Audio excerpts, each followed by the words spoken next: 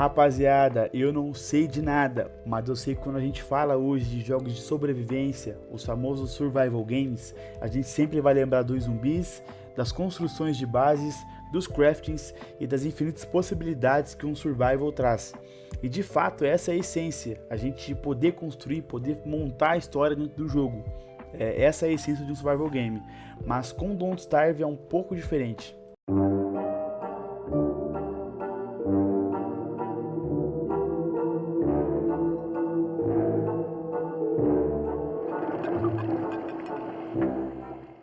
Quando eu joguei pela primeira vez Don't Starve, e eu achei meio estranho a sensação, pois como eu já vim de jogos survival games, eu achei que eu ia me dar muito bem no jogo. Coletar madeira, fazer base, coletar comida para não passar fome, passar a noite tranquilamente. Só que quando o jogo foi desenrolando, assim que começou a chegar a noite,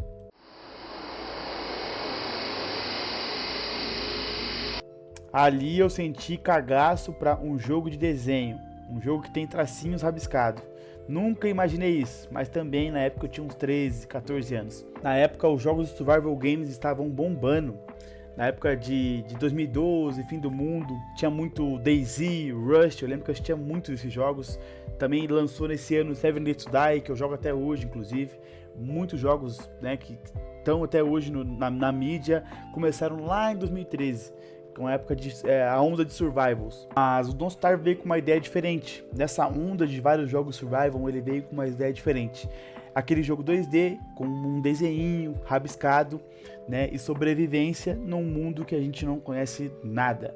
Como eu disse, eu sempre joguei survival. Cara, eu me bati no primeiro jogatina do Don't Starve, eu só morria, né, máximo segundo dia já morria, porque não é um jogo fácil, é um jogo difícil. Por mais que ele tenha desenho, é um jogo difícil de lidar. Resumindo a história para vocês, a gente começa com o Wilson, um cientista fracassado que escuta uma onda esquisita em seu rádio. Após isso ele cria uma máquina e essa máquina leva ele para esse mundo esquisito, diferente. E acordando ali a gente sabe, né, entende que quem levou ali foi o Maxwell, que é o vilão do jogo. E assim que a gente começa a jogar, a gente tem que buscar respostas, sobreviver nesse mundo e buscar respostas de como foi parar ali, né, e saber quem que é esse Maxwell. Por que o Don't Starve é um dos melhores jogos de sobrevivência já feito, na minha opinião? Porque ele tem uma atmosfera diferenciada, esse gráfico, né, de desenho com aquela pegada gótica combina perfeitamente, cara. As músicas também do jogo, cara, é muito boa, muito boa mesmo. Eu particularmente gosto muito. E diferente de muitos jogos comuns que tem ali, a gente tem sobrevivência, né, survival, fome, sede, a vida, a gente tem a sanidade, que naquela época foi o primeiro jogo que eu vi, pelo menos não vi outro antes dele, que tem essa pegada, essa mecânica de sanidade. Que se você também não cuidar da sanidade, a gente toma dano para bichos que a gente imagina na mente. Então a gente tem todo o problema do mundo em si, cachorros, monstros, o que mais tem, aranha também, né? A abelha, a gente tem agora a sanidade. Se a gente tiver com a sanidade baixa, a gente começa a ver coisas, e essas coisas que a gente vê ataca você e a gente toma dano também. Então isso particularmente pra mim na época foi uma revolução, eu nunca tinha visto isso em outro jogo. O que me pega também é a dificuldade dele. Não é um jogo fácil, por mais que seja desenho, como eu sempre falo, sempre tô pontuando, é um jogo difícil, não é um jogo simples de você jogar, pelo menos pra mim, né? Hoje, claro que tá mais fácil, mas quando eu comecei a jogar lá em 2013 com a Steam verde, e cara, eu me bati muito, morria demais. Eu comprei o jogo os últimos dias agora, por isso que eu decidi fazer esse vídeo, porque cara, é um jogo muito bom. É um jogo que não é tão falado, tem o Don't Starve Together, que veio a lançar depois, né? Mas o Don't Starve 1, cara, ele tem uma pegada diferenciada. Pra época e até hoje, a gente não vê tantos jogos com essa atmosfera gótica e que tudo combina com o jogo, né? E rapaziada, no mercado de hoje, survival games, eu acho que tá em falta jogos como os Don't Starve, né? Tanto Together, tanto como Don't Starve 1, que pra mim eu gosto mais. Jogo simples, mas divertido.